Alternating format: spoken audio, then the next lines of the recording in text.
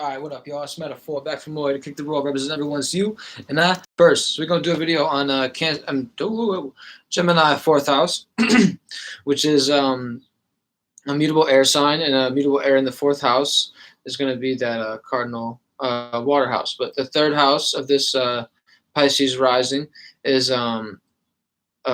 Taurus, and Taurus is that fixed earth, and the second house would be Aries, which is that cardinal fire. The first house, which would be Pisces, that mutable water, right? So with the fourth house being Gemini, you're gonna be watering these seeds that you have brought through the environment. You're gonna be in the home with these seeds, like you can be nurturing these seeds in a Gemini-like way, right? So you go it's like a mutable conversation, right? So in the home, in your nurturing phase, you're very communicative. You're able to communicate with others and be able to bring their emotions out, right? Pisces has this nature to be able to uh, like imagine something. Let me come out. I don't know. I got a scratchy shit. The fuck? All right. I don't like having a scratchy throat. I should sound weird right now. Maybe I don't. I don't know. I might be just tripping. But yeah. So you able to communicate with others, bring that emotion out because you got that Pisces right. Yeah. Okay, that's what's the point. Pisces rising, be able to, you guys are like in the dream realm. Your personality is the illusions, nightmares, dreams. Things that could happen in the future. Maybe an emotion that maybe you may have held on to. You know what I'm saying? That might come off as your personality. You see what I'm saying? And it's like you have this. Let me explain this feeling that I'm talking about. You have this dream, and you want to be put out for this nature. You see what I'm saying? So let me get to the point because we're doing a doing a video on Gemini fourth house, right? So it's like you got this two-sided nature in the home. Sometimes you're able to nurture somebody. Sometimes you're able to just kind of talk shit. You know what I'm saying? You're not really all the way tapped into it because Gemini could be in one place and also be in another. You see what I'm saying? So you could be in the home, and it could be like a little bit here and there, right? Maybe say you have a parent that's a Gemini, and because you have that fourth house Gemini, it could be like um, everything is just a conversation. They think to get your emotion right. You see what I'm saying?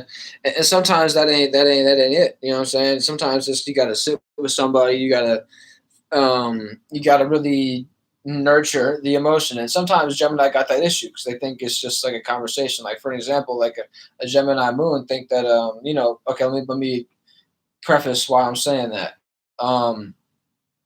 Cancer ruling the fourth house. I mean, sorry, the fourth house being ruled by. Let me make sure I'm saying this right. Because the fourth house birth Cancer. That's all I'm trying to say. But you see what I'm saying? The moon. You know what I'm saying? That's what I meant. That's what I was going with it. My fault, y'all. The moon being at home in Cancer, right? So it's like, what I'm saying, this fourth house nature, what I'm saying, is the Cancer energy, right? And sometimes this is why Gemini and Cancer kind of got, like, they get along, but it's like, dude, like, what I'm saying, could you actually, like, be the same person for once? You see what I'm saying? So in the home, you kind of, like, flip-floppy with the emotions, like, as well. So it could be like, because Cancer, I'm speaking on Cancer because they got this two-sided nature, just like Gemini got this two-sided nature. It ends up being like a three people thing. So it's like in the home, you could really like help somebody out and be nurturing. On the other side, though, you could just be flipping the switch and just being, getting to the point of the conversation, think that this emotion is just a thought, right? And you don't actually have to sit with it and nurture it, right, and water it. Like this is what the fourth house is about: is watering it, right? It's like I don't think Pisces rising would have too much of a problem with this, but it's just like you could be in that other little la la land while you're trying to configure your home and emotions and structure that because like with it's having the air and the water, right? So air tends to be it's a yang sign, but it's the yin of the yang. You see what I'm saying? Because it's like it holds a little bit more in than fire. You see what I'm saying? But water is the yin of the yin. So it's like these kind of, and and Earth being the yang of the yin. You know what I'm saying? Just to explain exactly what I'm talking about. Yeah, Rico back from home. But yeah, kind of lost my point with that. Oh yeah, so speaking of the yang, okay, yeah, so air is the yang, the yin of the yang, right? But the water is the yin of the yin, right? You see what I'm saying? Um, so you know, this being a very internal house, sometimes you're a little bit too external, like I say. And it could be also, don't be influenced by others about how you actually feel about something. You see what I'm saying? If you really can actually sit with that emotion and really feel it out, you know exactly how you feel in the home. Okay, that's different. You see what I'm saying? Express that, and you got to be yourself. You can't be holding yourself back in your home. You see what I'm saying? Because Gemini has this nature where they want to kind of go around the bush in the home, and they want it to be a little bit easy. Like sometimes Gemini just want to have that little easy conversation. They don't want to, have to get it all the way on messenger mode and be like, um, higher source and told me this. You see what I'm saying? Gemini be talking that talk. It's just like they want you to know the truth. So that could also be another way that it's like harder for you in the home because you have that other side of nature. You just want to kick your truth. So it's like, read your environment a little bit. You see what I'm saying? Like I say with the Pisces, you could be just like, in Neptune land, just wilding out. You see what I'm saying? Because most likely Neptune conjunct your ascendant.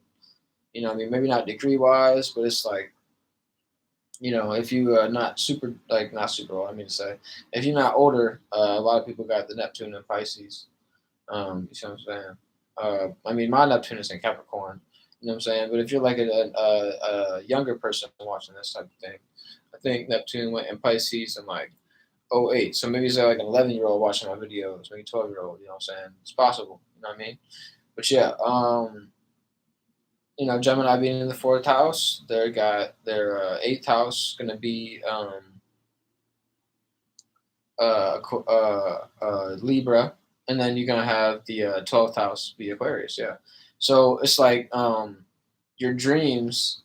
I think this is important to break down because you that Pisces rising. Your dreams in that 12th house.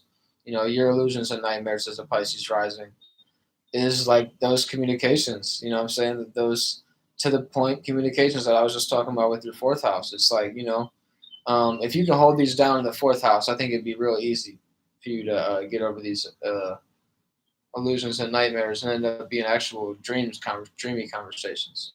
So yeah, that's kind of a tangent of it. But yeah, holla back at me. This is Gemini fourth house.